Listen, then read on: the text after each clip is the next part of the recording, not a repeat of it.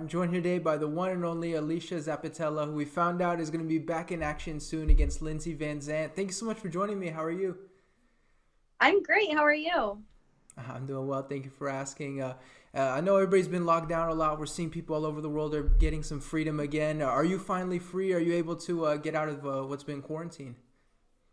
Yeah, I've actually been in the gym training for a while now. My gym has been open for over a month now, maybe Oh yeah. 8 weeks or so. And what was your reaction when you found out that Invicta was going to be putting on shows again, and you were going to be able to be a part of that first show when they came back? I was so honored Yeah. that they picked me to be on the first show back, and even above that, to be co-main event on the first show that they were putting on. Yeah, what was your reaction when you got that phone call? I assume it's got to be really exciting and kind of a relief to think like, oh, I'm going to be able to go back out there fight for a second time this year. I was so excited. I was really wanting to be able to fight again before summer started. This way I could travel some and do some stuff in my personal life. And, well, it all is kind of coming together for me. That's right, and we saw that you competed in February. I believe the timing couldn't have been any better because February fight happens, March everything gets locked up. Like it looks like 2020 schedule wise for you is excellent. It is working out really well for me, actually. The place that I work was actually one of the first places to be shut down. So I've been in this quarantine for quite a while now. Oh yeah, have you reached that point where are you starting to go crazy? Family doesn't feel like family quite as much, or are you dealing with it okay? Actually, I live with myself. I live with a Oh yeah. roommate, so things have been going pretty great. I tried to get out and do as much as I could. I tried not to stay home, going out on walks and really just expanding my mind and just evolving as a person. And so, how was quarantine for you as a professional athlete? Because we saw some people were really good about their diets, others were going on the Cheetos, the exercise wasn't where it needed to be. How was it for you during quarantine? I would have to say that for the first 3 weeks, I did not follow a diet, and then I got Yeah. right back to it, and I started lifting, and I actually put on quite a bit more weight with just adding muscle. So I'm going into this fight a little bit heavier than I normally do, but that's okay.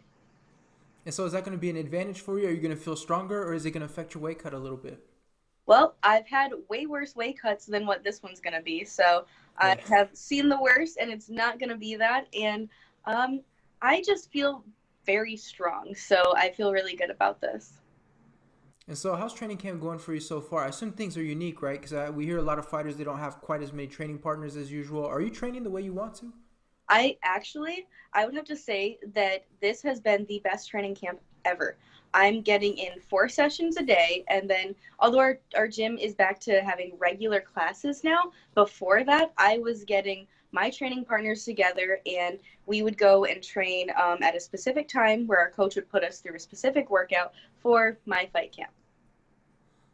And so, you mentioned your job a little bit. I am curious about that. Where do you work? What do you do? I work with special needs students at an elementary school. Okay, yeah. So I assume that must have been one of the first places to kind of lock down. Did you have to do anything over Zoom, or did it get completely shut down? We got completely shut down. There wasn't really a place for my job to be doing anything over Zoom, so I've just Yeah. really been focusing on being a professional athlete. Although the school that I do work for is absolutely fantastic. We did Zoom meetings, and they got all the kids that needed the school lunches. They got them to them right away. And so, how is it for you, doing school and fighting? Like when you go to the school, do people understand that you're a professional fighter? Like this teacher, this person that's part of the staff also fights, or not everybody knows that? Actually, the principal that hired me, he basically only hires coaches because he knows that they are some of the most well-rounded people, the most driven. They will put their kids on a schedule and stick to it. And actually, almost all of the kids that I work with know that I'm a professional fighter. Before my fight, I gave they put me on the spot and everything. They're like, Yeah. so we have to announce this. Miss Z has a big fight coming up, and just announced what I do and wanted me to talk to the kids about it. And I came back from winning the very next Monday, and they had a big old. They know I love Reese's, so they had a bunch of Reese's for me. They had a big old card, and like it was fantastic. So yeah, they know what I do, and they fully support me. What's like I assume there's a lot of curiosity, especially with kids. What are some of the questions you get kind of the most? I'm sure people have a bunch of unique questions for you. A lot of the kids, they want to know how young you have to be to start it, and I always recommend that they start doing the jujitsu classes here at SFS. And also, the kids know that I coach wrestling, so some of them are transitioning over from a different school. Sorry to steal them from All right. the gym teacher. He's also a wrestling coach. Sorry to steal them, but we're stealing them into into my program. I mean, listen, you got to do what you got to do, right? You got to take advantage of that opportunity. Yeah. And so, how is it for you juggling both? Are you enjoying it, or are there times where it gets a little difficult? How is that for you? Obviously, right now you're not doing a whole lot of juggling, which I assume is a good thing for you. But how is that for you? Um, it's all right. I love it. I love my job. I mainly do it just because I'm passionate about it. But I will have to say that this has been the best training camp of my life. And this entire time, I've been getting paid like I normally would, but I've also been able to just focus on myself and get in all of the training that I need. There's a new energy about me, and I have a completely new outlook on the sport. And so, with your training camp being as good as it is, what can you take away from it now that you can use going into the future and sort of change your camps to make it as good as possible, like this one? Honestly, I would like to see if I could make the transition from having a daily job to just being a full-time professional athlete. And so, what is it for you? You think that has to happen? Like, is there sort of a goal in mind, or is it just waiting for the paycheck to look right? Really, it's just waiting for the paycheck to look right. Yeah. Listen, I do have a question for you. Well, obviously that's why we're here. But listen, your nickname is Half Pint, which seems kind of like an obvious nickname. But how did that sort of happen? How did it come about?